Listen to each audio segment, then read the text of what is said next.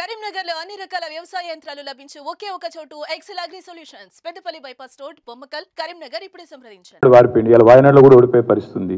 కాంగ్రెస్ 40 సీట్లు దాటి గెలవదు దేశంలో అందరికీ తెలిసి. ఇది నేను అంటలేను, ఇది వాళ్ళ పార్ట్నర్సే అంటున్నారు. స్వయంగా మమతా బెనర్జీ గారే చెప్తున్నారు చెల్లని నోటు ఎవరో ఈ దేశంలో అందరికీ తెలుసు. అయినా నాకు తెలియకడుతా రేవంత్ రెడ్డి గారు ఎవరి కోసం పోటీ చేస్తున్నారో ఎవరి కోసం పనిచేస్తున్నారో మీరు కూడా ఆలోచించండి ఒకసారి.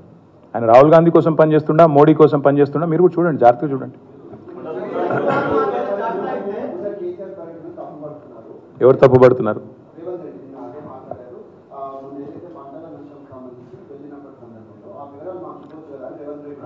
అదే ఇప్పుడు నెక్స్ట్ టైం ఏం చేస్తామంటే బ్రదర్, మేము ఎవరు ఎక్కడెక్కడ ఆత్మహత్య చేసుకోబోతున్నారో ముందే మేము మా దివ్య దృష్టితో కనుక్కొని రేవంత్ రెడ్డి గారికి చెప్తాము.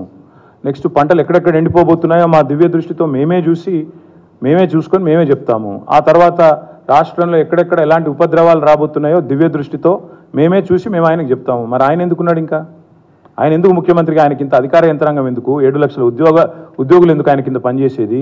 ఇంత పెద్ద ప్రభుత్వం ఎందుకు? నేనేమంటున్నా అంటే అన్ని పనులు మేము చేసినాక ఆయన ఎందుకు అసలు? అయినా కూడా ఇంకోటి కూడా నా దగ్గర లిస్ట్ కూడా ఉంది, పంపిస్తాను. 218 మంది ఇప్పటికీ ఆత్మహత్య చేసుకున్నారు రాష్ట్రంలో రైతులు. నేను అడిగారు కదా, ఆయన 48 గంటల సమయం ఇస్తున్నారు కదా, ఇప్పుడు దీని తర్వాత పంపిస్తున్నా ఆయనకి, రేవంత్ రెడ్డి గారికి మేము డిమాండ్ చేస్తున్నాం. ఆయన గతంలో ప్రతిపక్షంలో ఉన్నప్పుడు ఆయనే అన్నారు రైతులు ఆత్మహత్యలు చేసుకున్న ప్రతి కుటుంబానికి 25 లక్షల రూపాయలు ఇవ్వాలని. ఇదే రేవంత్ రెడ్డి గారు ఆనాడు PCC ప్రెసిడెంట్గా అన్నారు. మేము కూడా అదే చెప్తున్నాం. ఆ వివరాలు దీని తర్వాత మీకు కూడా అందజేస్తాను. 218 కుటుంబాలు, వాళ్ళ పేర్లు, వివరాలు జిల్లాతో సహా ఇస్తాను. అది దయచేసి మీరు రేవంత్ రెడ్డి గారికి ఇవ్వండి, ప్రజలకు ఇవ్వండి. ఆ ప్రతి కుటుంబానికి ప్రభుత్వం 25 లక్షల రూపాయలు చెల్లించాలని చెప్పి కూడా నేను డిమాండ్ చేస్తాను. Already legal notice. బ్రదర్, నీకు ఒక మాట మాత్రం స్పష్టంగా చెప్తున్నాను, నాకు ఎలాంటి ఇల్లీగల్ వ్యవహారాలతో నాకు సంబంధం లేదు. ఫోన్ ట్యాపింగ్ అని చెప్పి లీకు వీరుడు రేవంత్ రెడ్డి గారు పాపం డైరెక్ట్గా ప్రెస్ కాన్ఫరెన్స్ పెట్టే దమ్ము లేదు, డైరెక్ట్గా ఆధారాలు ప్రజల ముందు పెట్టే దమ్ము లేదు. ఏముందో విషయం ఎవరికి తెలియదు. పోలీస్ రిమాండ్లో ఉన్న వాళ్ళకి కూడా ఫోన్లకు వెళ్ళి మీకు లీకులు వస్తాయి. ఈయన లీకు వీరుడు. మరి ఈ లీకు వీరుడు ఏదో కష్టపడి నా క్యారెక్టర్ అసాసినేషన్ చేయాలనే ప్రయత్నంలో చాలా బలంగా ఉన్నాడు. ఎవరో హీరోయిన్లను నేను బెదిరించిన అంటది ఆ మంత్రి. ఆమెకు నెత్తుందా లేదా నాకు తెలియదు. నాకు అంత కర్మ ఏంది? నాకు ఈ దిక్కుమాలిన పనులు చేయాల్సిన పరిస్థితి ఏంది? నాకు ఎలాంటి ఫోన్ ట్యాపింగ్ వ్యవహారంతో నాకు ఎలాంటి సంబంధము లేదు. ఈ అడ్డమైన మాటలు ఎవరైనా మాట్లాడితే, చెత్త మాటలు ఎవరైనా మాట్లాడితే వారు మంత్రి అయినా ముఖ్యమంత్రి అయినా తాట తీస్తాము, లీగల్గానే చూసుకుంటాం. తాట తీస్తామంటే మళ్ళీ మీరు ఇదే యూట్యూబ్లో తమ్మునీళ్ళు పెట్టి తాట తీస్తామన్నాడు ఈయనకు అహంకారం ఎక్కువ అని చూపెట్టకూరి. అది వినండి, తొందరపడకండి. తప్పకుండా లీగల్గానే ఎదుర్కొంటాం, న్యాయపరంగానే ఎదుర్కొంటాం. మాకు ఎవరిని బెదిరించాల్సిన అవసరం కానీ ఎవరిని ట్యాపింగ్ చేయాల్సిన అవసరం కానీ లేదు. కానీ దయచేసి మీడియా మిత్రులు నేను కూడా కొడతా ఉన్నా, 2014లో మా ప్రభుత్వం వచ్చింది. మా ప్రభుత్వం రాకంటే ముందు కాంగ్రెస్ ప్రభుత్వం 10 ఏళ్ళు ఉంది. ఆనాడు కాంగ్రెస్ ప్రభుత్వంలో దయచేసి ఇది గుర్తుపెట్టుకోండి, రాయండి, మీరు కావాలంటే మీ ఆర్కైవ్స్లోంచి తీయండి. ఆనాడు కిరణ్ కుమార్ రెడ్డి గారు 2011లో ముఖ్యమంత్రిగా ఉన్నప్పుడు మేము ఆరోపణలు చేయాల. కాంగ్రెస్ ఎంపీలు ఆనాడు ఈరోజు కాంగ్రెస్ ప్రభుత్వంలో మంత్రులుగా ఉన్నవాళ్ళు, ఎమ్మెల్యేలుగా ఉన్నవాళ్ళు, కోమటిరెడ్డి రాజగోపాల్ రెడ్డి, డాక్టర్ గడ్డం వివేక్, అదేవిధంగా పొన్నం ప్రభాకర్ గారు ఈరోజు మంత్రి. వీళ్ళు ముగ్గురు ఆనాడు ఆరోపణ చేసినారు. సుఖేందర్ రెడ్డి గారు కూడా ఉన్నారు అనుకుంటా. అప్పుడు మా ఫోన్లను ట్యాపింగ్ చేస్తున్నాడు కిరణ్ కుమార్ రెడ్డి, తెలంగాణ కాంగ్రెస్ ఎంపీల ఫోన్లను ట్యాపింగ్ చేస్తున్నాడు కిరణ్ కుమార్ రెడ్డి అని చెప్పి ఆనాడు కాంగ్రెస్ ఎంపీలు అప్పటి కాంగ్రెస్ ప్రభుత్వం మీద ఆరోపణ చేశారు. సరే, ఆ తర్వాత ముఖ్యమంత్రి గారు నేను చేయట్లేదు అన్నాడు, అది వేరే విషయం. నేను రేవంత్ రెడ్డి గారిని కూడా కోరుతా ఉన్నా, మీరు 2014 నుంచి ఎందుకు? అంతకుముందు మీ వాళ్ళే ఆరోపణ చేశారు కదా. 2004 నుంచి తీయండి, ఫోన్ ట్యాపింగ్ ఏమేమి జరిగింది, ఎక్కడెక్కడ జరిగింది, 2004 నుంచి ఏమేమి కుంభకోణాలు జరిగినాయి, లంబకోణాలు జరిగినాయి అన్నీ తీయండి. ఇంకొక మాట కూడా నేను మిత్రులారా మీకు గుర్తు చేస్తా ఉన్నా, అధికారులు మారలేదు, ప్రభుత్వం మారింది, పార్టీ మారింది. ఇదే శివధర్ రెడ్డి ఈరోజు ఇంటెలిజెన్స్ డీజీ అనుకుంటే ఇప్పుడు ఆయన, ఆనాడు ఇంటెలిజెన్స్ ఐజీగా ఉన్నారు కేసీఆర్ గారి గవర్నమెంట్లో. ఈరోజు TSPSC చైర్మన్గా ఉన్న మహేందర్ రెడ్డి గారు ఆనాడు రాజశేఖర్ రెడ్డి గారి గవర్నమెంట్లో ఇంటెలిజెన్స్ ఐజీ, ఆ తర్వాత మా ప్రభుత్వంలో డీజీ, హైదరాబాద్ సిపి. మరి ఈరోజు డీజీపీగా ఉన్న రవి గుప్తా గారు ఆనాడు హోమ్ సెక్రటరీ. వీరందరూ కూడా మరి ఈరోజు మా మీద చేసే ఆరోపణలు కానీ, ఇష్టం వచ్చినట్టు ఇచ్చే లీకులు కానీ, మాట్లాడుతున్న మాటలు కానీ, ఆ రోజు అధికారుల ప్రమేయం నిజంగానే జరిగింది అనుకుంటే ఒక్క నిమిషం, ఈ అధికారులకు ఎవరికి తెలియదా? వారెవరు బాధ్యులు కాదు, ఒక కేసీఆర్ గారు మాత్రమే బాధ్యుడు అనే లైన్లో ఇవాళ ఏదైతే లీకులు ఇస్తున్నారో లీకు వీరుడు, నేను అడుగుతా ఉన్నా. మరి మహేందర్ రెడ్డి గారు, శివధర్ రెడ్డి గారు, రవి గుప్తా గారు, ఇంకా చాలామంది ఉన్నారు, సజ్జనార్ గారు అన్నాడు ఎస్ఐబి చీఫ్, వీళ్ళందరూ ఉన్నారు. మరి అధికారులే మారలేదు కదా. ఫోన్ ట్యాపింగ్ నేను డిమాండ్ చేస్తున్నా ఈ ప్రభుత్వాన్ని. మీకు చిత్తశుద్ధి ఉంటే 2004 వెళ్ళి మొదలుపెట్టు. ఏమేమి ట్యాపింగ్లు జరిగినాయి నేను నా ఆరోపణ కాదు కదా. ఈరోజు నీ ప్రభుత్వంలో నీ పక్కన కూర్చున్న పొన్నం ప్రభాకర్ గారే ఆ రోజు ఆరోపణ చేసిండ్రు. ఏమని? ఆనాడు కిరణ్ కుమార్ రెడ్డి ప్రభుత్వం నా ఫోన్ ట్యాపింగ్ చేస్తుంది. మరి అది వాస్తవమా కాదా? బయటికి తీ, విచారణ గ్యాంబిట్ పెంచు. ఆనాడు అధికారులందరినీ పిలిపి, రిటైర్డ్ ఉన్న వాళ్ళందరినీ పిలిపి, నీ కాంగ్రెస్ ప్రభుత్వం ఫోన్ ట్యాపింగ్ చేసిందా లేదా చూద్దాం. ఇంకోటి బ్రదర్, మీరు మర్చిపోయినట్టున్నారు, నేను మర్చిపోలేదు. నాకే ఐఫోన్ వాళ్ళు, యాపిల్ వాళ్ళు మెసేజ్ పంపినారు, నీ ఫోన్ సర్వేలెన్స్లో ఉంది అంటే. నేను దాని స్క్రీన్ షాట్ కూడా మీరు చూసుకోండి కావాలంటే, ట్విట్టర్లో అప్పుడే పెట్టినా.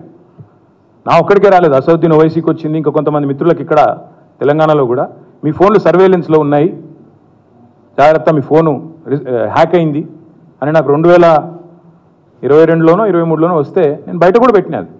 కాబట్టి ఎవరు ఫోన్లు ట్యాప్ అయినాయి, ఎవరు చేసిండ్రు, ఇవన్నీ కూడా నాకేం భయం లేదు. మేము చాలా స్పష్టంగా ఉన్నాం, చాలా క్లారిటీతో ఉన్నాం. కాబట్టి దయచేసి నేను మిమ్మల్ని కోరేది ఏంటంటే, ఈ యూట్యూబ్లలో పెట్టి పనికిమాలినలకు లీకులు ఇచ్చి అధికారికంగా ప్రెస్ కాన్ఫరెన్స్లు పెట్టకుండా రిమాండ్ రిపోర్ట్లు అని చెప్పి లీకులు చేసి ఎన్ని రోజులు బతుకుతారండి? ఎన్ని రోజులు టైంపాస్ చేస్తారు? రైతుల సబ్జెక్టు మాట్లాడరు. నిన్న ఒక విలేకరు నిజాయితీగా అడిగిండు రేవంత్ రెడ్డి గారిని, 2 లక్షలు రుణమాఫీ చేస్తా అన్నారు కదా సార్, ఇంకా చేయలేదు కదా మరి మీరు, ప్రజలు అడుగుతున్నారు అంటే వెకిలి నవ్వులు చెప్పి ఆయనే చెప్పిండు కదా. ఎవడు కమిటీ కమ్మన్నాడు ఆయనను? పేద సిపాయి లెక్క మాట్లాడితే మొగోను అయితే అంటాడు కదా. నేను అంటున్నా, రేవంత్ రెడ్డి మొగోను అయితే చెయ్యి రుణమాఫీ. ఎవడాపిండి ఆయన? నేను చెయ్యి రుణమాఫీ, చెయ్యి 2 లక్షలు రుణమాఫీ చెయ్యి. నువ్వే అన్నావు కదా December 9 అని, చెయ్యి. పాయింట్ ఏంటంటే ఈ చిల్లర మాటలు కాదు కదా ప్రజలు చూసేది. అల్టిమేట్గా 4 రోజులు నడిపిస్తారు బై టైంపాస్, అటెన్షన్ డైవర్షన్. ఓ రోజు గొర్రెల స్కామ్ అంటాడు, ఓ రోజు బర్రెల స్కామ్ అంటాడు, ఓ రోజు ఫోన్ ట్యాపింగ్ అంటాడు, ఓ రోజు కాళేశ్వరం స్కామ్ అంటాడు. ఇవేనా ఇక? అసలు పని లేదా? మంచి ఇల్లు ఇచ్చేది లేదు, సాగునీరు ఇచ్చేది లేదు, పంటలు ఎండితే పట్టించుకునేది లేదు, రైతులకు రుణమాఫీ లేదు, కొత్త ఇన్వెస్ట్మెంట్లు రావు. ఇవేం చెప్పరు. ఇడికెళ్ళి కంపెనీలు పారిపోతుంటే మాట్లాడరు. ఇవేం ఉండవు. ఏముండాలి? మమ్మల్ని అందరినీ రాష్ట్ర ప్రజలను పిచ్చోళ్ళని చేసి వీళ్ళు పోతురట, వాళ్ళు పోతురట, వీళ్ళు జంపట, వాళ్ళు జంపట, వాళ్ళు చెప్పుడు మీరు రాసుడు. బాగుందా? నేను చెప్పలేదు బ్రదర్, మమతా బెనర్జీ గారు చెప్పారు, ఆమెను అడగండి, నేను అనలేదు. అది కేవలం ఇండియా అలయన్స్లో పార్ట్నర్గా ఉన్న మమతా బెనర్జీ గారు చెప్పిన మాట. కాంగ్రెస్ పార్టీ 40 సీట్లు దాటదని నేను అనట్లేదు. మమతా బెనర్జీ గారు వారి పార్ట్నర్, ఆమె చెప్పింది నేను చెప్పాను.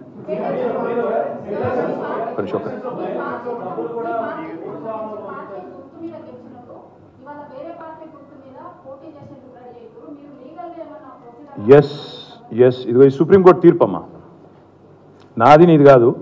దిస్ ఇస్ సుప్రీంకోర్టు తీర్పు. Speaker should decide on disqualification with in 3 months. Supreme court.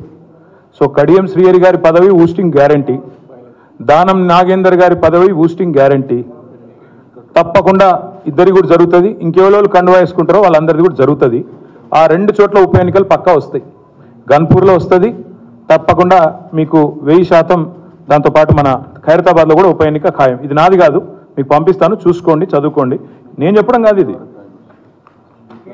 ఇంకొక మాట, ఇది సుప్రీంకోర్టు చెప్పిన తీర్పు, మీకు మొత్తం కాపీ ఇస్తాను. ఇంకొక మాట, March 18 నాడు మా శాసనసభ్యులు అందరూ కూడా పోయి దానం నాగేందర్ గారిని డిస్క్వాలిఫై చేయాలని స్పీకర్ గారిని కలిసాం March 18 నాడు.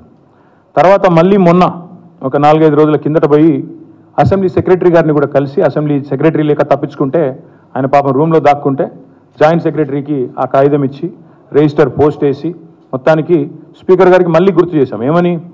Automatic disqualification. ఎందుకంటే ఒక పార్టీలో గెలిచి ఇంకో పార్టీ అభ్యర్థి అయింది దానం నాగేందర్, కాబట్టి ఆటోమేటిక్ డిస్క్వాలిఫికేషన్ ప్రెసిడెంట్ ఉంది. ఇదివరకు భూపతి రెడ్డి అని ఒక ఎమ్మెల్సీ ఉండేది నిజామాబాద్లో, ఆయన ఇట్లే కాంగ్రెస్ అభ్యర్థిగా పోటీ చేయగానే ఆటోమేటిక్గా బీఫామ్ తీసుకోగానే డిస్క్వాలిఫై చేసినారు. తర్వాత కోర్టుకు పోతే కోర్టు కూడా అవును ఇది కరెక్ట్ అని చెప్పింది. అందుకే మేము స్పీకర్ గారికి మనం పంపించినాం, మీరు వెంటనే చేయండి అని. స్పీకర్ గారికి కూడా ఈ ఆదివారం దాకా సమయం ఇస్తున్నాం, మీరు తేల్చండి, ఈ ఆదివారం లోపల, ఈ వీక్లో తేల్చండి. తేల్చకపోతే ఖచ్చితంగా హైకోర్టుకు పోతాం, తప్పకుండా అవసరమైతే సుప్రీంకోర్టు దాకా పోతాం. ఎందుకంటే ఇది కోర్టు తీర్పు, మాది కాదు. 1000% దానం నాగేందర్ గారు అదేవిధంగా కడియం శ్రీహరి గారు ఇద్దరు పదవులు ఊస్తవుతాయి, ఉప ఎన్నిక వస్తుంది, న్యాయ పోరాటం చేస్తాము. ఈ ఆదివారం దాకా స్పీకర్ గారికి మేము కూడా మా పార్టీ తరఫున గడువిస్తాం.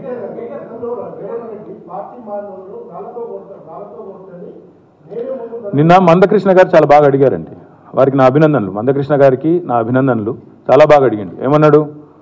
రేవంత్ రెడ్డి గారు మీరే చెప్పారు కదా పార్టీ మారిన వాళ్ళను మరి రాజీనామా చేయకుండా పార్టీ మారితే రాళ్లతో కొట్టండి అని.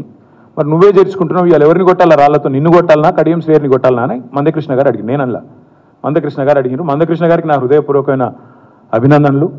వారు మరి రేవంత్ రెడ్డి గారు సమాధానం చెప్పాలా? ఇది వారు అడిగిన ప్రశ్న, మీరు సమాధానం చెప్తారని ఆశిస్తున్నాను. థ్యాంక్ యూగా.